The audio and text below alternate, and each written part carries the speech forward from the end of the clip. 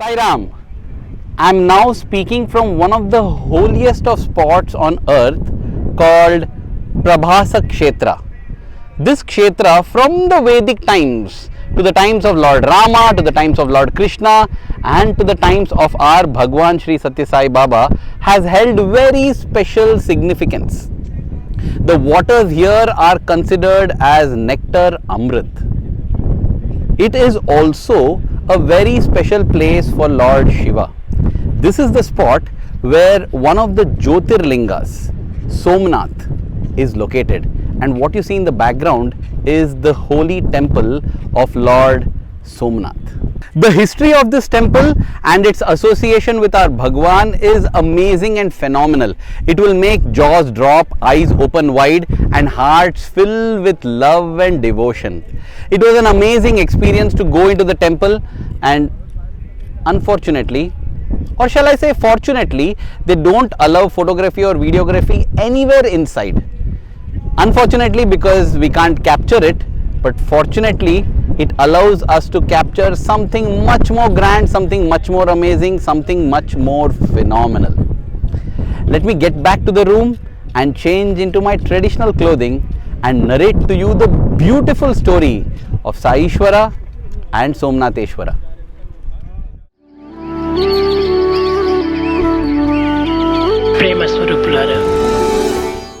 The 17th of May 1970. It is a day that will be recorded in the annals of history in golden letters, possibly platinum letters, diamond letters. It is a day of great significance.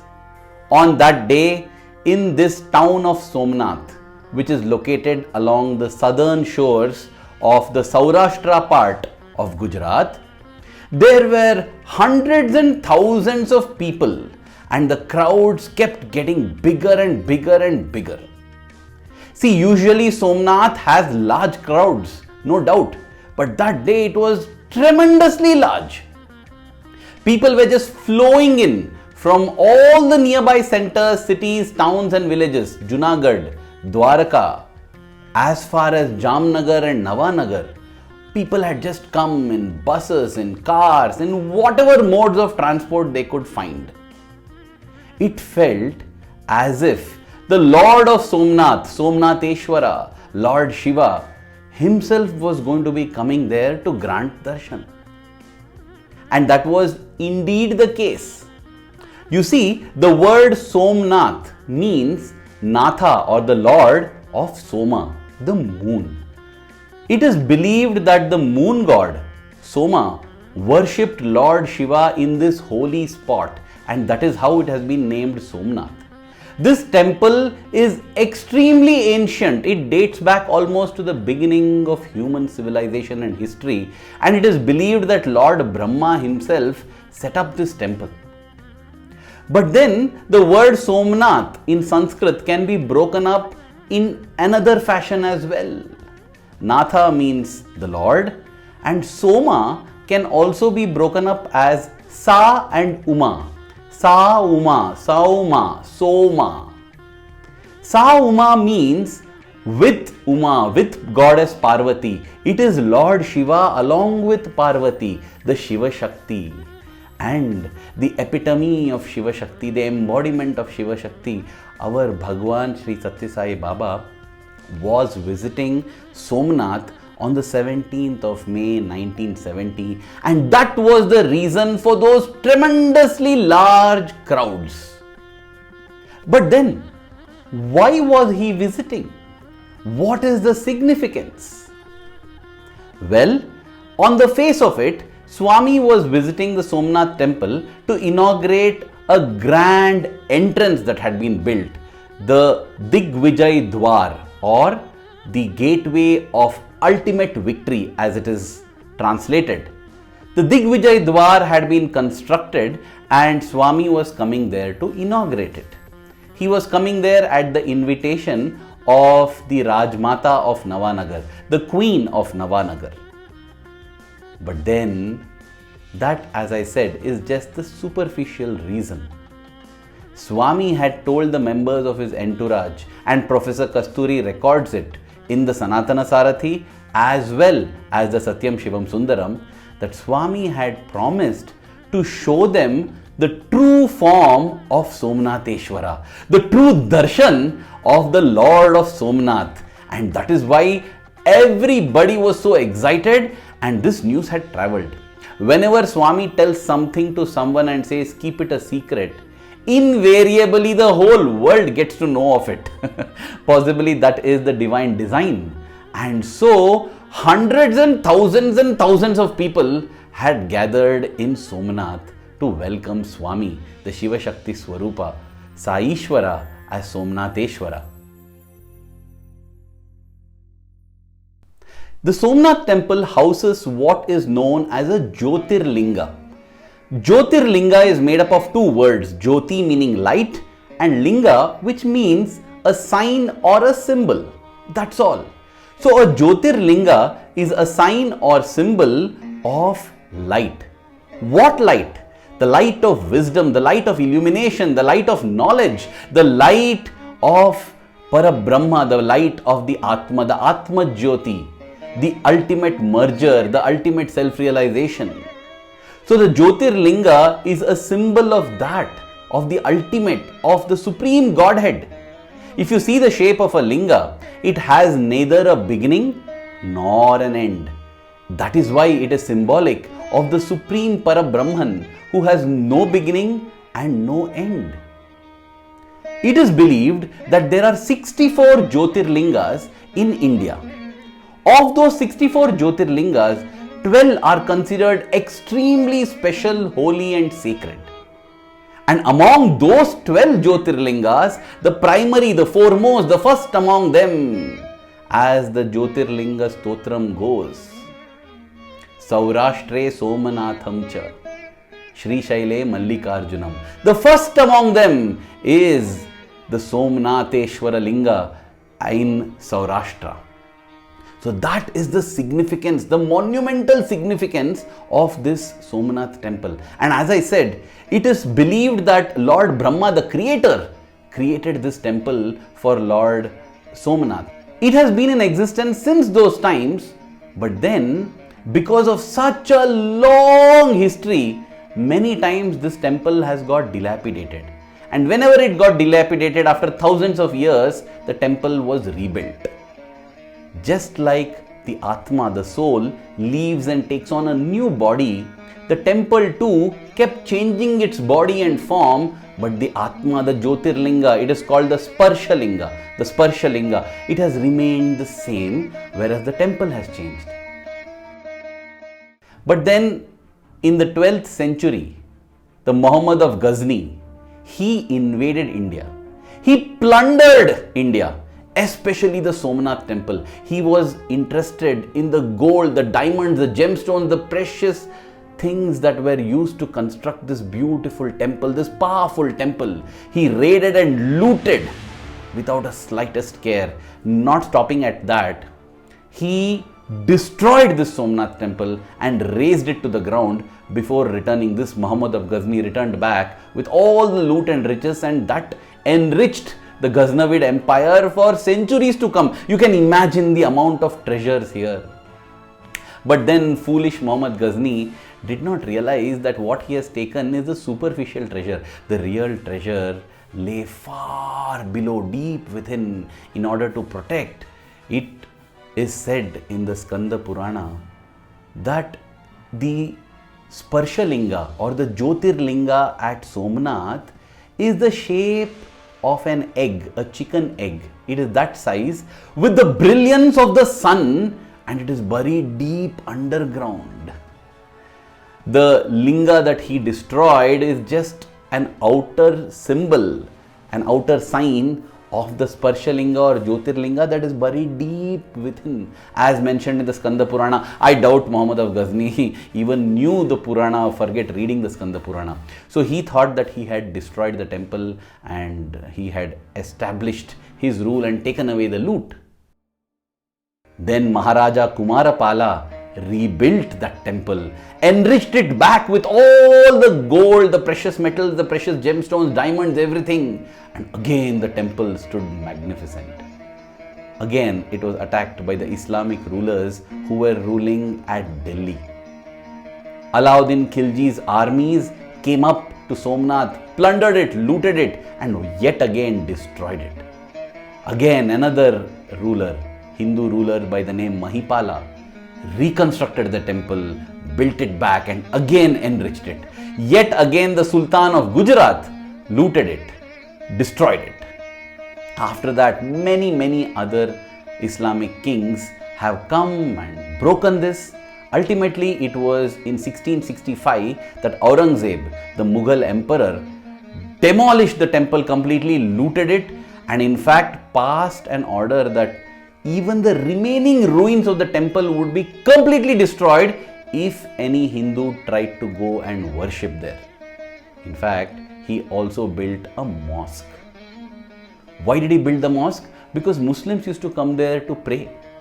Interestingly, though Somnath shrine is belonging to Lord Shiva, who is supposed to be Hindu, in the ancient times, during the times of the Gujarat Sultanate, this is the 15th or 16th century, the Muslims who were traveling to Hajj for their pilgrimage, the most important pilgrimage of their life, would stop at Somnath and offer their salutations and prostrations. So you see, it was a regional powerful deity, universal deity, not a religious one. Anyway, it was destroyed like that. So from 1665 it remained. The British came and took over India. They invaded India. They did nothing to build back Somnath. Ultimately, in 1947, when India became independent, Sardar Vallabhbhai Patel, the great son of India, who was from the same Gujarat soil, along with another great son of the Gujarat soil, the father of the nation Mahatma Gandhi, decided that this temple must be rebuilt. The services of K.M. Munshi, he was another patriot and another great spiritual being. He was also enlisted, and the three came together to formulate a plan to rebuild this Somnath temple.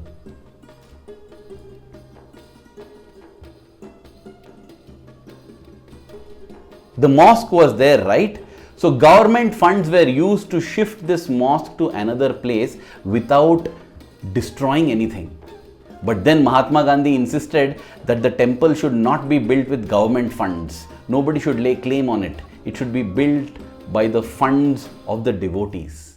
And at that time, one of the foremost devotees who made the maximum donation, a king-sized 80 to 90% donation, was the Jam Sahib of Navanagar.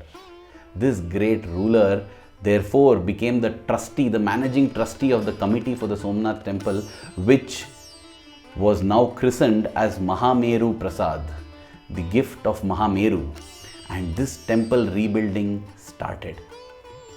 It is imperative that we know the background and history of this Jam Sahib of Navanagar. He was Maharaja Digvijay Singh Ranjit Singh Ji Jadeja. Yes, it is after him that entrance, that grand entrance which Swami was going to come and inaugurate, right? Digvijayadwar. It's after him that it is named Digvijay Singh Jadeja. This Jam Sahib is a man of great virtues, a great devotee. You know, during the Second World War, Germany invaded Poland. Hitler was murdering all the Jews. At that time, 500 women and 200 children were put on a ship in Poland, and the Polish army told them to go and seek asylum somewhere. The ship sailed on, and these Jews were seeking help, assistance from different countries. They were all rejected everywhere. They traveled all along Europe, into the Middle East. In Iran, they were refused. Finally, they landed up at Bombay in India. And at Bombay too, the British government refused to take them in. Nobody wanted to invite the wrath of Hitler on them. At that time, it was the Jam Sahib. It was Digvijay Singh Ji who embraced them with open arms, took them in and said, I will be like a parent to all of you. Real India, your brothers in arms. 2 million of them have volunteered and they will readily die for the same cause as yourself. Educated them, nourished them, kept them safe till the world war got over. And after that, they returned back to Poland, and it is not surprising that there is a school in Poland named after the Jam Sahib. There are streets named after him. In fact, this part of history was not captured in any of the history books, neither of India nor of Poland. And that is why the government of Poland and the government of India came together to create this beautiful documentary called The Little Poland in India, which details this magnificently large-hearted, virtuous and brave deed of the Jam Sahib. I have linked that video for you to see. It's a 50-minute video, and it's at this link above. You can go and have a look at it. This magnificent deed of the Jam Sahib was not known to many people till this documentary came out. But then there is another secret about him that is not known to many people even to this day. It is the fact, the truth, that he was a sworn devotee of Bhagawan Sri Sathya Sai Baba. Yes, even back in 1950, when Prashanti Nilayam had just been born, in Puttaparthi, the Jam Sahib wanted Sathya Sai Baba, who was barely 25 years of age in the physical form that time, to come and inaugurate, to lay the foundation stone for this temple, the Somnath Temple that is going to be rebuilt, which he is financing 90% of it. But then the right time had possibly not come, because when Swami visited Somnath, the divine agenda was something different. So he could not manage to get Swami to come for the foundation stone laying ceremony, nor for the inauguration of the temple. Today, this temple is so beautiful. From the exterior, the road that leads to the temple, the corridors, it's magnificent. And the sanctum sanctorum, made completely of gold. It's gold covered. And the lingam, oh my God, you just have a look, have the darshan of the Somnatheshwara, 3 feet in height, stands in all his magnificence. And the beautiful thing is, the Somnath Temple Trust allows live streaming, and live darshan of Somnath is possible on a daily basis on YouTube. And that link to their official page is also above. You can have a look at that. It's magnificent. It's magnificent what the Somnath Temple is today. But then, wait, the secret behind this magnificence, I'll go back to that. I'm just building up this, but I'm forgetting the most important, the most significant. The 17th of May 1970. Now with all the background clear, we come to this golden day. Swami arrived at Somnath, and it was mad frenzy. The devotional frenzy was at its height. When devotion comes to the foreground, discipline goes to the background, Swami walked up to this Digvijayadwar, and Swami inaugurated this magnificent gateway. A big door, a couple of doors in fact, were shut and they had been locked, and Swami was handed a silver key which he inserted into the door and unlocked the door. The doors were thrown open and the Digvijayadwar was open. On one hand, this Digvijayadwar commemorates the Jam Sahib, Digvijay Singh Jadeja, who is such a noble soul, who did so much, who contributed so much. But at a deep spiritual level, Digvijay means the ultimate victory, and that is what was going to happen as Swami walked in and into the sanctum sanctorum. The priests there were thundering with the Vedic chants of the Rudram, the Chamakam and other Shivopasana mantras. And Swami walks in. It's a sight for the gods to behold. I'm sure that along with the thousands and thousands and thousands of people who had gathered there were thousands of other beings, gods, demons, demigods, devatas, everyone, kinnaras, gandharvas, to witness this celestial scene. Swami waved his hand and materialized 108 silver bilva leaves, and then waved his hand again and materialized 108 gold flowers. These were put in a bowl and sent around for all devotees to touch. This is a way, every devotee can't make this offering to the Lord, right? So everybody touches it, so their touch is there. And then Swami himself with his divine hands poured these leaves, the silver leaves and the golden flowers, over the Somnatheshwara Lingam. The priest stood spellbound, stunned into magnificent glory that they were witnessing. And Swami then said, "Now have darshan of the Jyotirlinga." And he waved his palm. And Professor Kasturi records, there was a brilliant flash of light. It felt as if Swami is holding a ball of light, a small sun. At that time, Professor Kasturi and others who were there had not read this description in the Skanda Purana, that it is the size of a chicken egg and it is as brilliant as the sun. And it is underground. Swami said, "This is what is underground. I have brought it out today.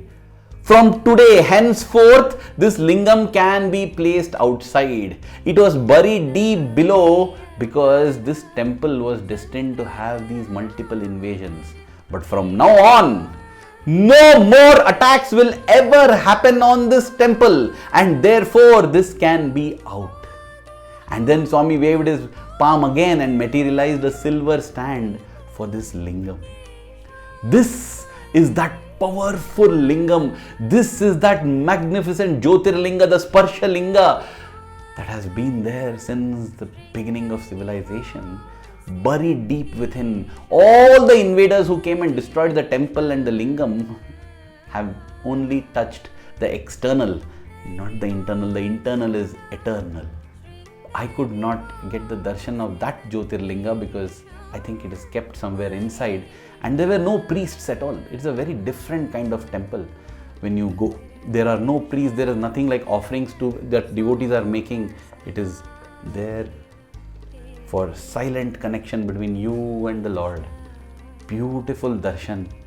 And for me it was extra special because as I stood there watching that 3 feet height lingam, in my mind's eye was the beautiful form of our Swami standing there smiling, recharging this holy place, bringing out the Jyotirlinga, bringing out that Sparsha Linga, worshipping it with 108 gold flowers and 108 silver bilva leaves, and making a proclamation that this avatar has come for the uplift of dharma, for the protection of the righteous, and for the destruction of everything evil. Kama, krodha, lobha, moha, mada, matsarya, desire, lust, anger, greed, envy and pride. It is with that assurance that Swami walked out of the temple and then hoisted the flag right on top of the Gopuram. The Lord hoisted the Digvijaya flag, the flag of ultimate victory. And the whole place resounded with Jai Jaikars, shouts of victory to Bhagawan Sri Sathya Sai Baba, victory to Sai Ishwara and victory to Somnatheshwara. That, dear brothers and sisters, is the beautiful history of our Swami at Somnath. Well, it is amazing to visit Somnath and have darshan. But then, how much more amazing it is to contemplate on our great good fortune. The Supreme Lord, whom yogis have worshipped, whom devotees have yearned and craved for, has touched our lives, has entered our lives. We have seen him, possibly not physically, but in photographs. Which other God has been photographed? We have seen photographs, we see videos, we can hear his words as audios. We are indeed very, very blessed, dear brothers and sisters. And pilgrimage in the days of yore used to be something that is done once in a lifetime. Thanks to Bhagwan's photographs, videos and audios, we have this golden opportunity of doing a pilgrimage every day in the inner recesses of our hearts and minds. Dear Swami, with extreme gratitude for this wonderful blessing that you have conferred on us, we pray that our love for you keeps growing stronger and stronger every passing moment. Thank you. Jai Sai Ram.